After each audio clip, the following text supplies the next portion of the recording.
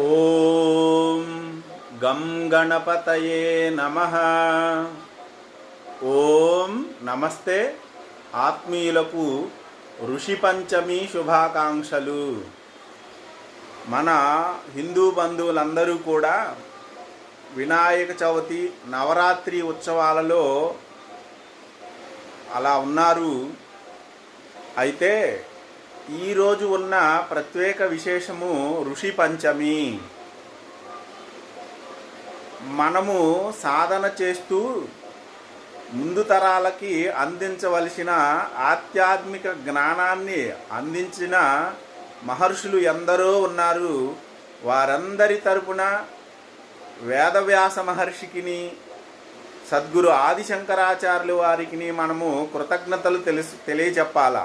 ఎందుకు అంటే వేదవ్యాస మహర్షే ఎందరో మహాత్ములై ఋషులైన వాళ్ళు దర్శించిన ఆ వేద మంత్రాలను క్రోడీకరించి విధానంగా విభజన చేసి మనకి 4 వేదాలుగా అందించాడు వేదవ్యాసుడు. ఆ మహర్షులకు వేదవ్యాసుని ద్వారా మనం కృతజ్ఞతలు అందించాలా. వేదవ్యాస భగవానులు వారు అందించిన వేద రహస్యాలను, ఉపనిషత్ రహస్యాలను కూడా ఆదిగురు జగద్గురు అయిన ఆదిశంకరాచార్యుల వారు తన భాష్యం రూపంలో మనకి అందించారు. హిందూ సమాజంలో 4 విధాలుగా భక్తులైన వాళ్ళు లేదా హిందువులు ఉన్నారు. సనాతన ధర్మం గురించి, సాంప్రదాయ వ్యవహారాల గురించి, దేవుని సంబంధమైన జ్ఞానం గురించి అస్సలు తెలియని వాళ్ళు హిందువులుగా ఉన్నారు ఎక్కువ మంది. కొంత మాత్రమే తెలిసిన వాళ్ళు హిందువులుగా ఉన్నారు మరికొంతమంది. బాగా తెలిసిన వాళ్ళు ఉన్నారు, వీళ్ళు ఒక విధానము.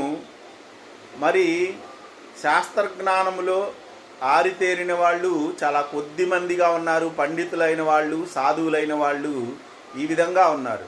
మనమందరం గ్రహించాల్సిన అంశము,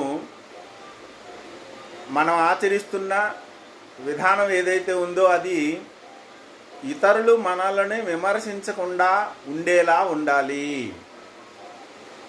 కొంతమంది అంటారు వినాయకుడు చాలా స్థూలకాయుడు, ఆయన వాహనం ఎలుక చాలా చిన్నది, ఆ చిన్న జీవి మీద ఎక్కి ఆయన దానికి హింస చేయటం లేదా అని విమర్శిస్తారు. కానీ కొద్దిపాటి జీవులకు కూడా ఎక్కువ శక్తి ఉంటుంది అని